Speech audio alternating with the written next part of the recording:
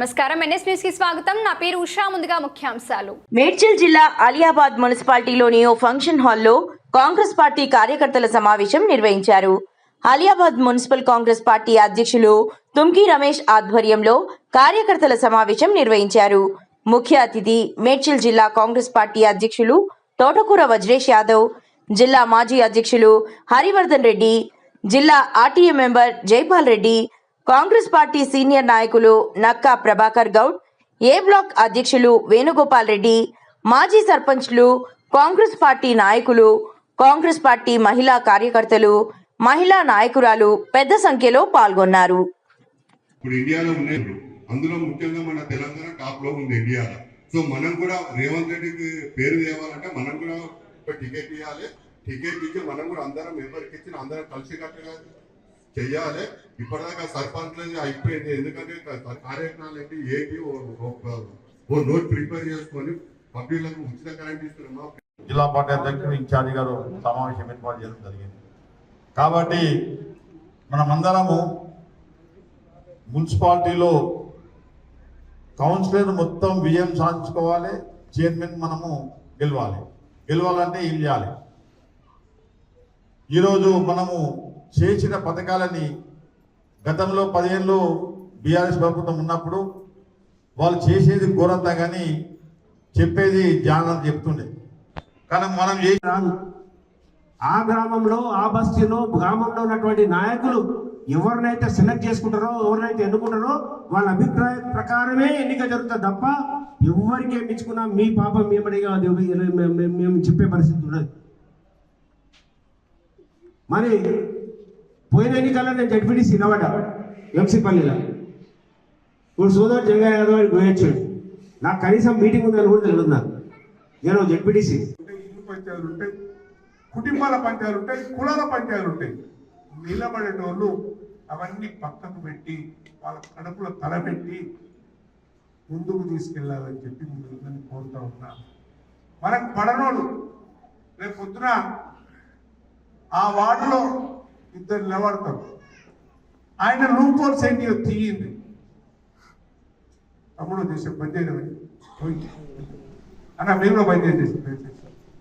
ఈరోజు అలియాబాద్ మున్సిపల్ పరిధిలోని కాంగ్రెస్ పార్టీ కార్యకర్తల సమావేశం.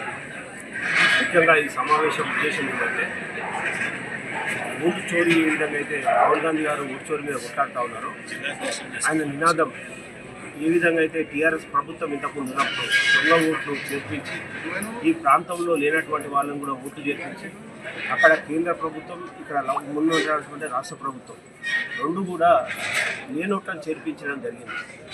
అందుకే కార్యకర్తలను సమాయత్తం చేస్తూ ఈ ఓట్లు లేని ఓట్లను తొలగించాలి, ఇప్పుడు కొత్తగా వచ్చే వాళ్ళని చేర్పించాలి. మరి ఓటర్ లిస్టు కూడా ఫైనల్ అవుతుంది. మున్సిపల్ ఎన్నికలు పెట్టడానికి కాంగ్రెస్ పార్టీ సంసిద్ధంగా ఉంది. కాబట్టి వీటిని చేయడానికే ఈ కార్యకర్తల సమావేశం పెట్టడం జరిగింది.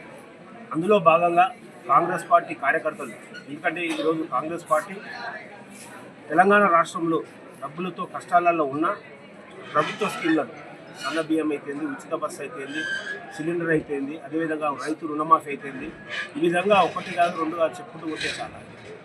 ఆనాడు టీఆర్ఎస్ ప్రభుత్వం ఏ ఒక్కరికి ఏ గ్రామంలో కూడా ఒక ఇల్లు ఇవ్వాలి. కానీ నాడు ఇందిరమ్మ పేరుతో, ఇందిరమ్మ ఇళ్ళ పేరుతో ఆనాడు రాజశేఖర రెడ్డి గారు ఉన్నప్పుడే ఇవ్వడం జరిగింది. ఈనాడు ప్రతి గ్రామంలో ఇల్లు కన్స్ట్రక్షన్ జరుగుతూ ఉన్నాయి. ఆ ఇల్లు కూడా 3 దఫాలు 4 దఫాలుగా లేనటువంటి ప్రతి ఒక్కరికి కూడా ఇల్లు వస్తుంది. అది మా రేవంత్ రెడ్డి గారు తీసుకున్నటువంటి నినాదం. మరి ఇల్లు లేనటువంటి వాళ్ళు ఉండదు, అందరికీ ఇల్లు ఇవ్వాలని. కష్టాలలో ఉన్నటువంటి కాంగ్రెస్ పార్టీని ఒకవైపు సంక్షేమం పేరుతో, ఒకవైపు అభివృద్ధి పేరుతో 2 రకాలుగా ఉద్యోగాలు ఇస్తూ కూడా యువకులను సంతోషపెడుతున్నటువంటి మా ముఖ్యమంత్రి గారికి ఈ మున్సిపల్లో ఉన్నటువంటి మా మేడ్చల్ నియోజకవర్గంలో, మన మేడ్చల్ జిల్లాలోనే 3 మున్సిపాలిటీలు ఉన్నాయి. ఒకటి మూర్జింతలపల్లి, ఒకటి అలియాబాదు, ఒకటి వచ్చేసి ఎల్లంపేట. ఈ 3 మున్సిపాలిటీల్లో కాంగ్రెస్ జెండా ఎగరేసి ప్రభుత్వ స్కీమ్లను తీసుకెళ్లి కార్యకర్తలందరినీ సంసిద్ధం చేసి ముఖ్యమంత్రి గారికి, పిసిసి ప్రెసిడెంట్ గారికి గిఫ్ట్గా ఇవ్వాలని ఈ కాంగ్రెస్ కార్యకర్తల సమావేశం. తప్పకుండా కాంగ్రెస్ కార్యకర్తలందరూ ఉత్సాహంగా పాల్గొన్నారు. తప్పకుండా విజయం సాధిస్తామని సందర్భంగా తెలియజేస్తారు.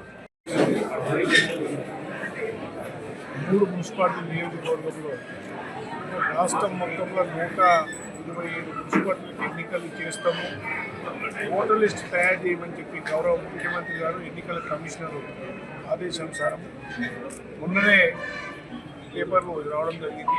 ఆదేశం కూడా ఇచ్చి జీవో ఇచ్చింది.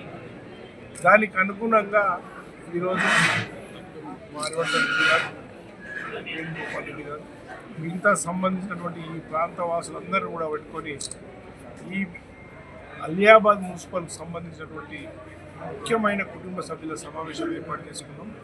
ఆ సమావేశంలో ఏంటంటే ఏవైతే దొంగ ఓట్లు ఉన్నాయో, గతంలో ఈ ప్రాంతంలో ఇండస్ట్రీలో పనిచేసిన వాళ్ళు, లేకపోతే ఇంకెక్కడికెళ్ళో ప్రాంతంలో మేస్త్రి పని చేయడానికి వచ్చిన వాళ్ళు, ఇటుక బట్టీలకు పనిచేసిన వాళ్ళ పేర్లు రాయడం, అవన్నిటిని కూడా ఎవరెవరైతే లేరో వాళ్ళను తొలగియమని చెప్పి ఒక అప్లికేషన్ పెట్టుకోవాలి మా కార్యకర్తలు. అదేవిధంగా కొత్త ఓట్లు కూడా యాడ్ చేసుకోవడానికి కూడా నాకు సంబంధించిన ఓట్లు కూడా గతంలో తీసేయడం జరిగింది. వీటిని కూడా యాడ్ చేయడానికి కూడా మున్సిపాలిటీ వాళ్ళకు కానీ సంబంధించిన రెవెన్యూ అధికారులకు కూడా నోటిఫికేషన్ వేయడం జరుగుతూ ఉంది. ఓటర్ లిస్ట్ పబ్లికేషన్ చేసిండు.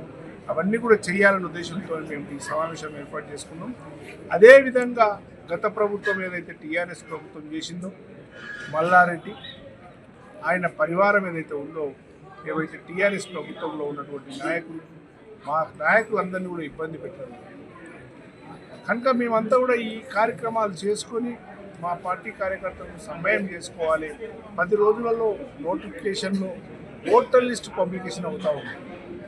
ఆ ఓటర్ లిస్టులో మనకు ఎక్కడైతే పేర్లు లేవో అవి యాడ్ చేసుకొని మనకు ఏవైతే మా ఓటు చోరీ కార్యక్రమం ఉందో అవన్నిటిని కూడా తీసేసి ఎవరైతే లేరో వాళ్ళందరినీ కూడా సంబంధిత అధికారులకు చెప్పాలని ఆలోచన చేస్తూ ఉన్నాం. ఏదైతే ఉన్నాయో 6 గ్రామాలు ఉన్నాయి. ఇక్కడ 6 గ్రామాలలో పెద్ద గ్రామాలు 3, ఆ 3లో ఉన్న నాయకులు మాట్లాడుకుని సమావేశం ఏర్పాటు చేసుకున్నాం. రేవంత్ రెడ్డి గారు తీసుకున్న నిర్ణయం ప్రకారం, ఖచ్చితంగా మహేష్ గౌడ్ గారు తీసుకున్నటువంటి నిర్ణయం ప్రకారం ఈ నియోజకవర్గంలో ఉన్నటువంటి 3 మున్సిపాలిటీలు గెలిపించుకునే ప్రయత్నం చేస్తాం. దానితో పాటు మా మిత్రులు చెప్పినట్టు, ఇప్పటిదాకా చెప్పినట్టు సమస్యలు ఎక్కడైతే ఉన్నాయో ఇవి